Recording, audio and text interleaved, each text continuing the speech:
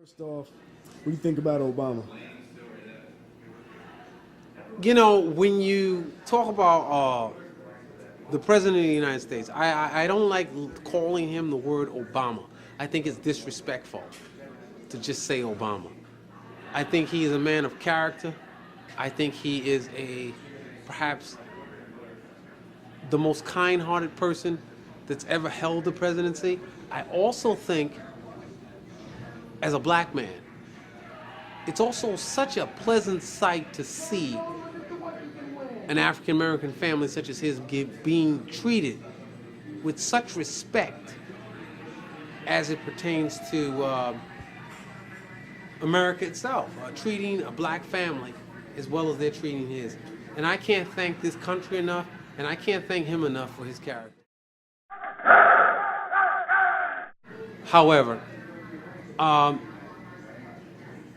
if you're talking about political substance, there's absolutely nothing on the table for minorities, people such as me, people such as Latinos. Everything seems to have been nixed out of the agenda, and it's scary because of the Tea Party, the Republicans. You can't keep blaming things, and he's allowed that to be an issue. And it's scary as far as a leadership position is concerned, as far as the first minority leader. Let's not say African American, because if you say that, then you get in trouble. If you consistently, but if you say minority, because that's the absolute truth, and you have nothing for minorities with a Democratic Congress who has supported minorities, I don't see how it adds up to a second term as far as minorities, the core support of the Democratic Party, coming out and supporting this measure again, knowing that it will only be, quote unquote, filibuster. Bin Laden is dead. Bin Laden is dead. Confirmed, urgent confirmed. Bin Laden is dead. Multiple sources. Osama bin Laden is dead. Happy days. The United States has conducted an operation that killed Osama bin Laden, the leader of al-Qaeda.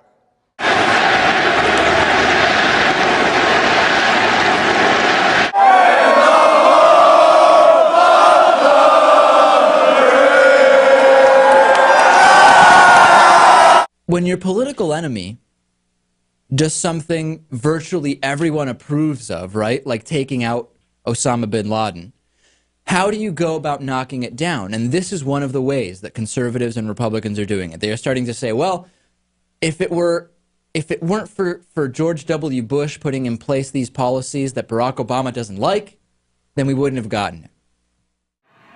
You're talking about Osama bin Laden. You're talking Laden. about America's worst enemy. Okay. I don't really have. I'm not a foreign policy expert, nor will I try. I think I have the same amount of information that the average Joe has. The average Joe is you, me, the registered voter community, even the people in politics themselves. However, based on what I see as far as a media spin, which is, I think, the angle I would have a gripe with, we don't seem to trust each other. It seems hypocritical. It seems extremely hypocritical to say this was a CIA, joint terrorism, joint intelligence operation, and then in the same breath have people who have responsible roles in the media be allowed to question it at that level when this was the single most integral issue that has binded this country together since perhaps Pearl Harbor, which is the only time America has shown joint unity as far as a national crisis, which is another issue. However, I think if he is deceased, I think he has perpetrated attacks against Americans for a reason. I think the United States government knows what the reason is. However, as an American citizen, that is not relevant to me because it's never been made relevant to me. But I will say this much. How do you mean by it? What do you mean by it? It's never been made relevant to you? I mean what I just said. I mean that if I were running or if I were any kind of a national official, I would make sure that if I acted on using the military, or using the United States, using our young men and women, it would be more explainable why I did it. Because I can share intelligence. I wouldn't keep it such a secret what I do or what we did or how we, if we're all one nation under God. It's just that. And what I'd like to push for as a member of the Non Partisan Project is a government that represents its community. And there are representatives in the government from communities of this nation, and it doesn't add up. How doesn't it add up? That might be the biggest question. Here's the question. The question is, if the average median income is $80,000 in a certain community, why is the congressman's salary $150,000? Okay, no problem if it is. He's worked hard, he deserves it. Alongside of the stipends and all kinds of the extra incentives that he gets. Alongside of all the media inquisitives about other people's salaries. Alongside of if you owe taxes on who, no matter who you are. So that's what I mean by it doesn't add up. So let's add it up. Let's not say we're going to shut the government down and federal employees are going to lose incomes, but Congress will still get paid. Let's not do that. That's what I mean by add up. I mean by let's have a government who says this, I'm not going to run every 6 years and you're going to run every 2 years. I'm going to do this. I'm going to run at the federal level, run every 4 years, because I'm not going to let certain people impede government, which is what a filibuster does. It allows you to stop the progress of the people who won. It's either I won an election or I didn't win an election. And this government, the United States government, in my personal opinion, from what I've seen from a media spin, which is another aspect, but from what I've seen, they have so much influence or so much input on how other governments run their government. And yet still, when you lose an election, the party that loses always wins because they are allowed to stop the party that won from doing what they would like to do across the board. It's just it may sound, but that's just how strange it is. Isn't that a balance of power thing? I don't know how a balance of power. I think a balance of power is you win, you lose, and let's give these guys a chance and let's give you a chance. As long as it was a fair election. And we've seen, or it was from a media level, we've seen perhaps unfair media election practices in this country, huge discrepancies as far as... What do you think about the state of black people in general right now? Depends on the meaning of the word black. I mean, I'm gonna be very honest with you. Who considers themselves black is a big issue because that's where it is. It's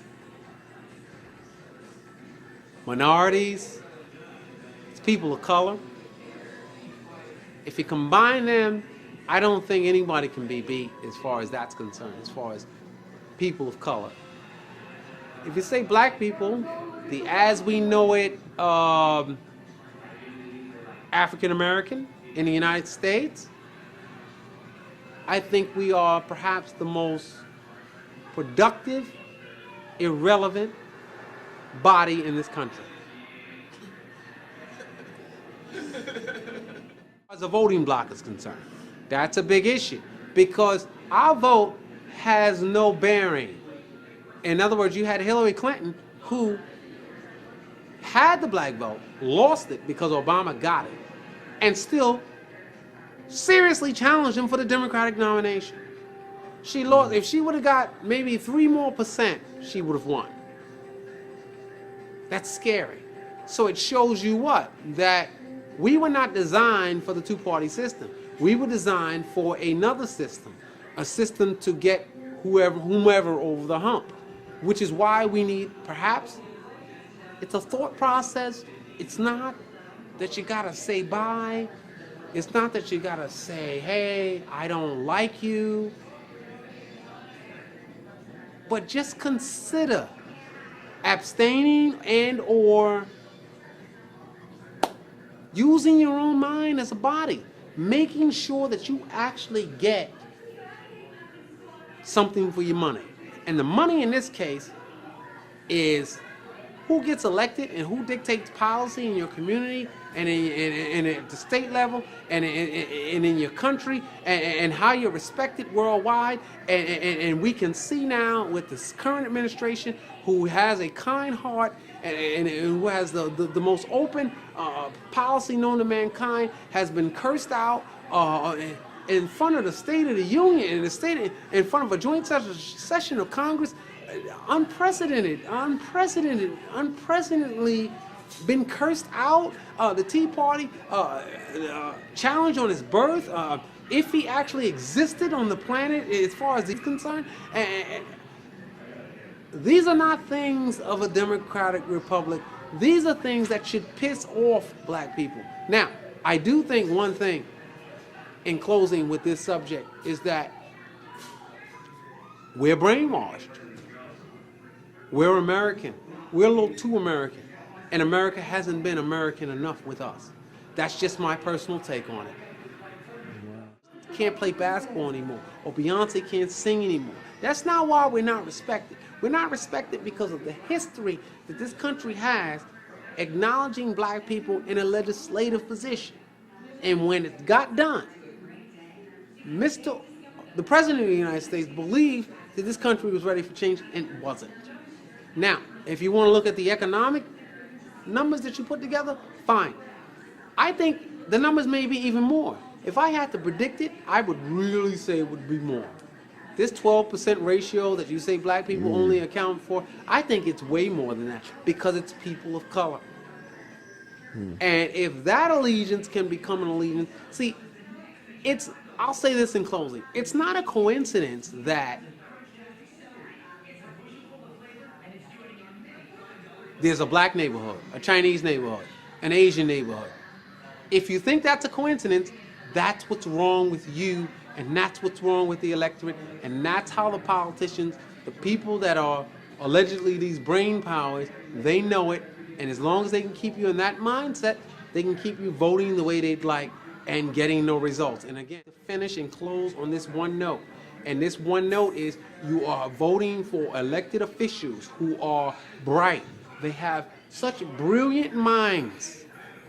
And we have $14.3 trillion in debt. I don't understand it. Now, if you're telling me I'm a broke guy and I'm not the one managing your money from an aspect of a public figure. If you're telling me a public figure is managing your money and the city, the state, the nation is broke, that's something for you to realize and deal with. And if you can't deal with it, and if you're going to keep sending back the same philosophy, you have a problem with yourself. With yourself. And it ain't me, it ain't you. It's really something you need to check. And that's what the Non Partisan Project does. You can catch me at Non Partisan Project on Facebook.com, or you can catch me at Non Partisan P at Twitter.com. And you can try my project. And my project deals with common sense.